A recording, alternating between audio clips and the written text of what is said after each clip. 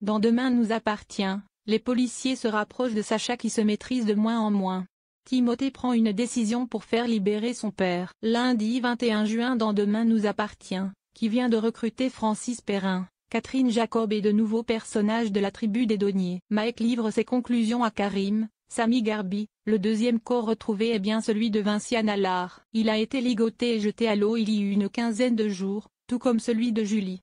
Reste pour le policier à trouver le lien entre ces deux femmes pour coincer leur meurtrier. Sous pression, Sacha s'en prend à Juliette et Océane. Garance, Esther Valdingue, et Victoire, Solène Hébert, se rendent chez Sacha, Renaud Roussel qui a confirmé la mort de Clémentine, et y trouve la voiture qui a failli percuter la jeune fille le vendredi soir. Elle porte la même rayure sur le capot que celle dont Garance se souvient.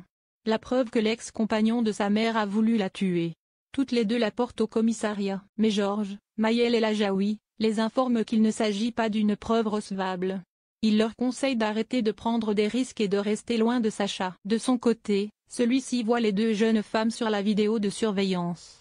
Il interdit à Ben de sortir pour la fête de la musique, ne souhaitant pas que Garance lui retourne le cerveau. Plus tard, énervé après avoir lu dans le journal que le cadavre de Vinciane avait été retrouvé, il parle très sèchement à Juliette, lui reprochant ses idées à la con. De quoi susciter la fureur d'Océane. Le ton monte entre le père et la fille, jusqu'à ce qu'il l'empoigne violemment, lui demandant le respect. Juliette intervient pour les séparer, et demande à un Sacha Penaud de partir. Océane montre ses bleus à Gaspard, qui une fois de plus, défend son père. Juliette tente aussi de lui trouver des excuses. Elle s'inquiète pour son mari, qui est sous pression.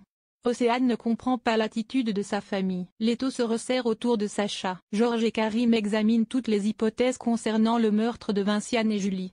La seule piste qui tienne la route est celle de Sacha. Il décide de chercher le lien entre lui et les jeunes femmes.